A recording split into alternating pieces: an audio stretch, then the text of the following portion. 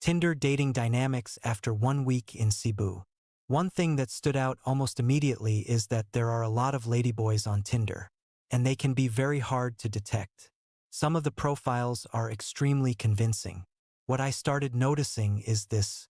If you see a profile with regular photos, chances are she is a biological woman. If you see profiles with very curated photos, often with a lot of makeup, chances are the person is a man. Now, obviously, these are indicators, not absolute proof. But with enough of them, the narrative often fits strongly enough to make a decision without waiting for definitive proof. You simply do not need to go that far. People waste way too much energy waiting for that last bit of evidence just to rest their conscience. But in dating, enough circumstantial evidence is often enough to move on. So what are the indicators? First, the photos look too good. Someone has spent way too much time on them. The face is never natural. It is always full, "I'm about to paint the town red" makeup. No normal day-to-day poses. And when the full body is shown, the person is often far away in the frame. That is often used to mask details that could not be curated the same way a portrait shot can be curated. Then you get into chat behavior. Their chat is way too friendly. They want to know where you live, how long you are staying. They use sexual innuendos in the first few sentences. Remember, these are men with male sexual appetite and little to zero throttling. Biological women do not act that way with a complete stranger. And even female freelancers gauge you differently, because they are still women and naturally vulnerable alone with a man. That translates even into text messaging. You cannot hide it and you cannot fake it. Probably the most obvious tell, even before voice or video chat, is when they immediately go into lines like, "Hey, where are you staying?" Or, "What's up?" with some blushing smiley face implying your dick is hard. Another tell is the spontaneous pictures they send to prove they are real. But often what they send is just another curated photo of themselves in some more vulnerable or cozy position, like lying on a bed, implying that is where they are right now, yet they are still in full makeup. By contrast, I have had calls with Filipinas when they are at home, and it is actually surprising how comfortable they are showing themselves in their natural form. No makeup, no disguises. Just a real woman with her flaws, poor lighting, normal surroundings. Often they are even sharing the room with a cousin or friend, so it is not even private. Now, the thing about Tinder and its decision to allow men to costume as women and then be available on your swipe list is that it is such an enshittification of the app. Even more than charging for basic functionality like seeing who liked you. And I say enshittification because men and women trying to find matches in the heterosexual marketplace now have to deal with a minority of bad actors, and Tinder facilitates it. No heterosexual man wants to deal with pests trying to trick him into thinking he is looking at a woman.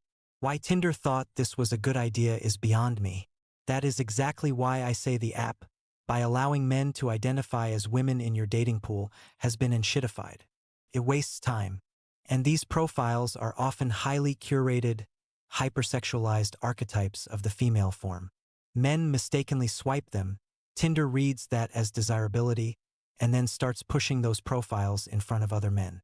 That creates a feedback loop where more ladyboy profiles get shoved in front of heterosexual men, making it seem like the Philippines is flooded with ladyboys. But that is only one part of it.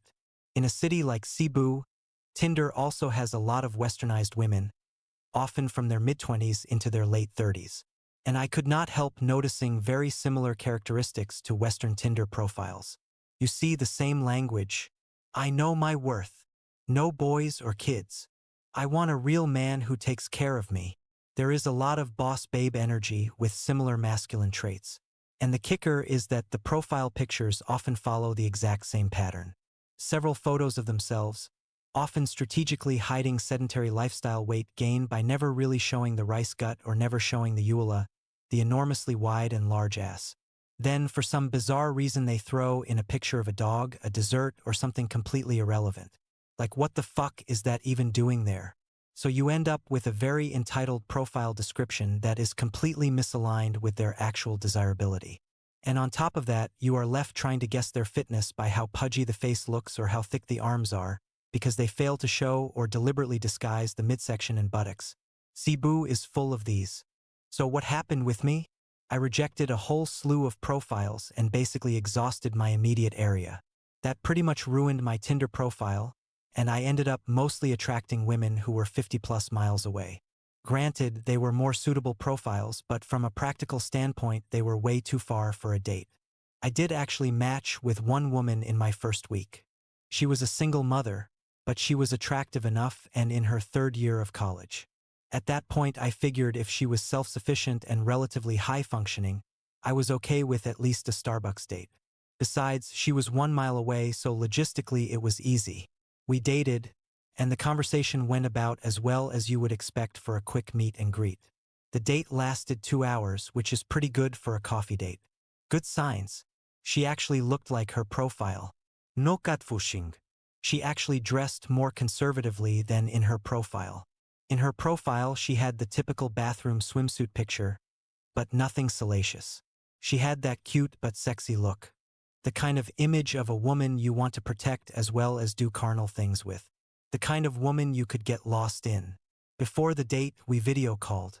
She was lying down, showed her room, and there was another Filipina sleeping there. I kind of laughed because she did not really respect her cousin's privacy, but everyone was covered, so I did not think much more of it. During the date, she mentioned that I was a good man and deserved a good Filipina. I remember thinking that was an odd thing to say. It almost felt like projection, like she was implying she herself was not that good. She also made a mistake where she referenced something she claimed she had already mentioned in our WhatsApp chat. I told her she never mentioned that. She had that look of horror and confusion. I let her off the hook and joked that maybe it was some other guy without looking bothered. We both laughed it off and accepted the reality of dating and chatting with multiple people. After the date, we kept chatting, but the conversation felt distracted. It was disjointed. She would say something, then disappear for several hours. That pattern kept repeating for a few days. Eventually, I basically told her, "Let's not see each other because I do not think you are interested, or you are too busy." That was the first time we actually texted for 20 minutes straight. Her frequency suddenly returned to something more normal, like someone who is genuinely interested and making an investment. Everything seemed good for about a day. Then I noticed her WhatsApp status. She had posted a video of herself in a "Come Take Me" dress with background music. The following day, she was in lingerie in what looked like a 3- or 4-star hotel in Cebu. At that point, I made a decision. And this is not to moralize her. I decided to end it. I blocked her on Tinder and blocked her on WhatsApp. I am sure she was interested in me. As to why, whether as another client or as a long-term relationship, I do not know, and frankly that is not important. Based on that projected comment, her highly sexualized WhatsApp videos, and the fact she was in places she could not afford to stay in on her own, I concluded there were enough red flags to end it right there. I did not waste time looking for final conclusive evidence. I did not get pulled into emotional discussions. I chose the low-friction path.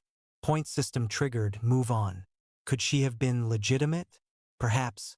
She could also have been a part-time freelancer, a student, and a single mom. She could have been all of those things, some of those things, or none of those things. For me, the cumulative pattern was enough to trigger cutting ties and moving on. What do you think?